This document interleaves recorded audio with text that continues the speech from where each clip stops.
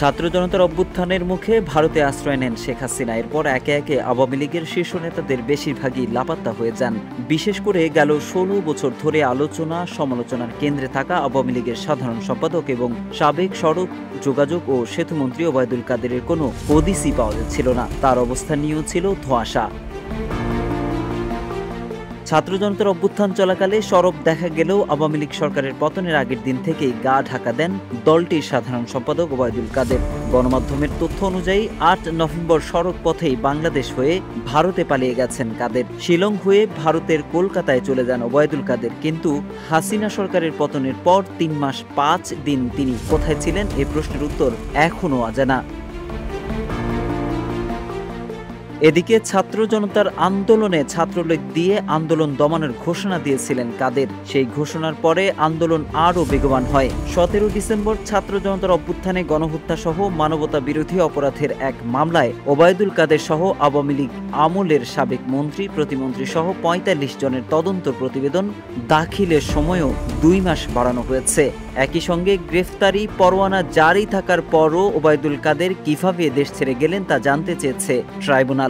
আইন শৃঙ্খলা বাহিনীকে আগামী ১৫ দিনের মধ্যে এ বিষয়ে ব্যাখ্যা দিতে বলা হয়েছে। এদিন আন্তর্জাতিক অপরাধ ট্রাইব্যুনালে শুনানি শেষে chief prosecutor advocate Mohammad Tajul Islam বলেন, তারা আদালতের দৃষ্টি আকর্ষণ করেছেন ওবায়দুল কাদের বাংলাদেশে গত ৩ মাস ছিলেন। গ্রেফতারি পরোয়ানা জারি হওয়ার পরে বাংলাদেশের কোথায় তিনি কিভাবে ছিলেন এবং কেন তাকে গ্রেফতার করা হয়নি বা তিনি কিভাবে পরবর্তীতে বাংলাদেশের সীমান্ত অতিক্রম করেছেন এ ব্যাপারে আইন শৃঙ্খলা রক্ষাকারী বাহিনীর কাছে একটি ব্যাখ্যা চাওয়া হয়েছে। এদিকে অ্যাডভোকেট তাজুল ইসলাম বলেন, তারা অপরাধের নিউক্লিয়াস শেখ হাসিনার মামলার অগ্রগতি প্রতিবেদন আদালতের কাছে উপস্থাপন করেছেন। শেখ হাসিনার বিরুদ্ধে তদন্ত রিপোর্ট অনেক দূর অগ্রসর হয়েছে। পাশাপাশি জুলাই আগস্টের গণহত্যার বাইরেও গত ১৬ বছর ধরে নির্যাতন হত্যার বিষয়ে গুম কমিশনের কাছে যে অগ্রগতি তদন্ত প্রতিবেদন আছে, এসব অপরাধের সঙ্গে সাবেক প্রধানমন্ত্রী শেখ হাসিনা সম্পৃক্ত ছিলেন বলে গুম কমিশন খুঁজে পেয়েছে বলেও মন্তব্য করেন তাজুল ইসলাম।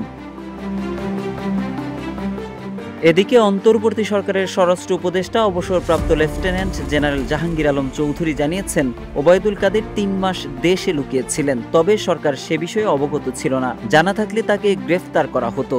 ১৭ ডিসেম্বর মঙ্গলবার ঢাকা বিভাগীয় আইন শৃঙ্খলা কমিটির বিশেষ সভা শেষে সাংবাদিকদের এক প্রশ্নের জবাবে তিনি এসব কথা বলেন। এর আগে একটি স্থানীয় গণমাধ্যমে ক্ষমতাচ্যুত হওয়ার পর ওবায়দুল কাদের দেশেই আত্মগোপনে ছিলেন মর্মে খবর প্রকাশিত হয় মঙ্গলবার।